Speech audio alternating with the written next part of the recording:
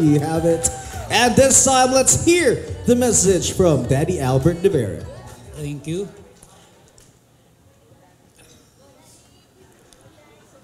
I really don't know how to start this message of mine.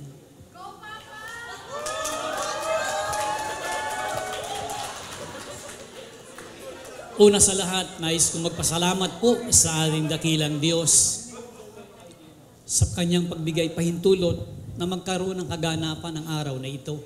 Ang pag-iisang dibdib ni Miguel at ang aking anak na si Hazel. Napakahirap palang maramdaman yung ganitong situation sa buhay. Dalawa lang po yung anak ko, si Hazel and then si Joshua. I remember nung siya'y baby pa lang, talagang yung pagmamahal naming mag-asawa, especially ako. Kasi tuwing may sipon siya, nung maliit siya, lagi ako ang nagkakarga. Habang tulog yung aking misis, na siya naman yung alam nyo na. Pag meron siyang sipon, hindi ako natutulog ng nakahiga, kundi nakaupo at karga-karga ko siya. Sa kanyang pag-aaral, dumaan yung kinder. We are very proud of her. Nakita namin sa kanya yung natuto siyang sumulat, bumasa. Sobra po naming tuwa. And then, pumunta siya ng elementary, nandun pa rin yung aming suporta. Excited kami lagi sa bawat bagay na na-accomplish niya. And then, pumunta sa high school, nagkaroon kami ng konting kaba. Alam nyo naman po, pag high school na, nandyan na yung nag-aayos na ng muka. Minsan, ayun, that is the right word, merong nagpaparamdam. Ang sabi ko nga, Mami, makatapos kaya ito ng high school? And if I remember it right, merong isang pangyayari sa eskwelahan nila na kailangan naming pumunta upang siya sa atin ang mga bagay-bagay. Nag-aaway-away silang magkaka-eskwela tungkol sa mga kung sino ang boyfriend. Ayan. Pero salamat na lang po at merong guidance tayo coming from the Lord. I talk personally dun sa buong klase nila. Pinaliwanagan ko sila. Hindi sila dapat mag-away-away dahil maraming poging nagkalat sa eskwela. So sa madaling salita, naayos po namin. We talk also to the principal and to the teacher in charge. So nakagraduate po siya ng high school. Salamat kay Lord. Ayan. And then here comes the college. Lalo kaming kinabahan. Sabi ko, Lord, ikaw na ang bahala. Pero alam niyo po, talagang kapag ikaw ay nagtiwala sa Panginoon, He will guide you always in the right way. Nakagraduate siya ng high school and then hindi nagtagal. Naghanap ng trabaho. Salamat din kay Lord. Sa lalong madaling panahon, nakapagtrabaho siya. Hindi man sa Metrobank nag-umpisa, pero yun, lumipat din. Hindi man sa Metrobank nag-start, kalaunan, napapunta sa Metrobank. So, yung accomplishment niya bilang magulang, talaga pong umaapaw ang aming kasiyahan at labis kami nagpapasalamat sa Poong May Kapal. Pero habang nagtatrabaho siya sa Metrobank, tumagal na ayoko nang sabihin kung ilang taon na. Dahil pag nagtrabaho na siya sa loob ng opisina, pagdating po sa bahay, nagtatrabaho pa rin. Sabi ko, anak,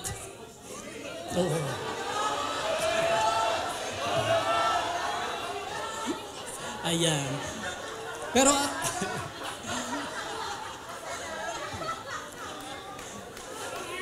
patawarin po.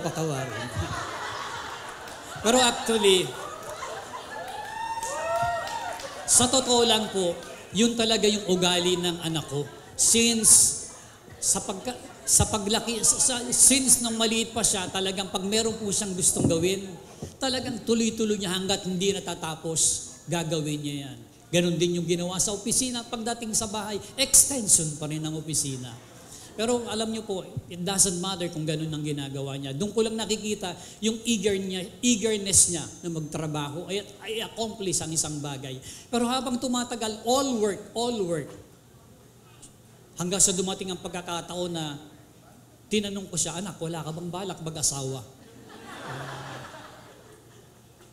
Wala naman siyang kibo, meron namang nangliligaw. Pero habang tumatagal din, tinanong ko na siya, anak, may balak ka bang mag-asawa? Ito yung very surprising. Daddy, tumatanda na kayo ni Mami, hindi na ako mag-aasawa, aalagaan ko kayo. Naku, grabe. Sabi ko, hindi ko alam kung matutuwa ako o maiinis. Ang sabi ko na lang po sa kanya, alam mo anak, kalooban ng ating Panginoon na ang bawat isang nilalang ay bigyan niya ng kapartner. Like what happened to Adan. Binigyan siya ng Eva. Kaya anak, pero ang sagot pa rin niya, Daddy, masaya na ako. Andyan naman yung alaga ko na si Pancho. Ayan. Pero wala po akong magawa, yun ang desisyon niya. Hanggang sa tinanong ko na yung kanyang brother, yung bunso namin, si Joshua. Sabi ko, Diyos, ano ba talaga ang lagay ni ate? Wala bang nagpaparamdam sa kanya kahit sa opisina man lang? Ang sagot po ng kanyang kapatid, Daddy, yan lang si ate. May nagpaparamdam, kaya lang ayawan ko ba? Hindi ko alam kung masungit o dead ba lang talaga o ayaw tumingin sa kanyang kapaligiran. Lumipas ang mga panahon at eto na. Biglang sabi niya, Daddy, merong gustong makipagkilala sa inyo. Gusto daw kayong ma-meet. Wow, sabi ko, ito yung naging sagot ko. Yung laging salawi kayo, laging sagot or dialogue ng lolo. Kung nanonood kayo ng Batang Quiapo, ang sabi nung kanyang lolo, very good. Yan, yung po yung naging sagot ko, very good. Hanggang sa dumating sa pagkakataon na pinakilala na niya na sa amin yung isang pinakamagwapo at gentleman. Ayan. Walang iba kundi si Miguel. Ayan.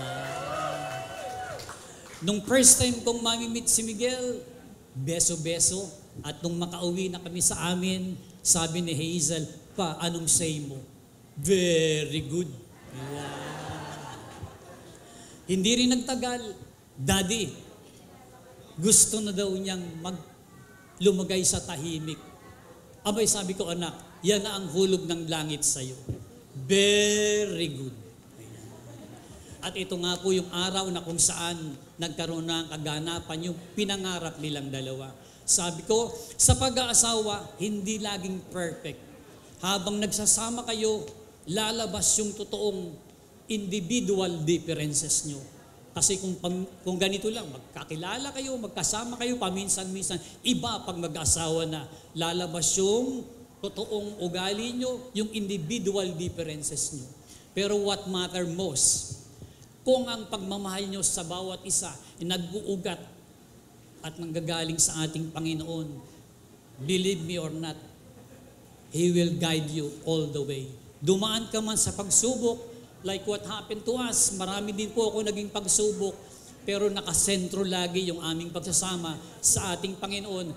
There is really nothing impossible. Kaya Miguel, Hazel, ang pinaka-mensahe ko sa inyo, maging matatag kayo. Sa pag-aasawa, laging may ups and down. Unawain nyo lang ang bawat isa at maging masaya kayo. At kung kayo'y may mga pagdadaan ng problema, narito lang kaming mga magulang nyo,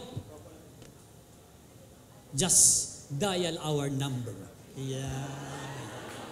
And we will be there. Yeah.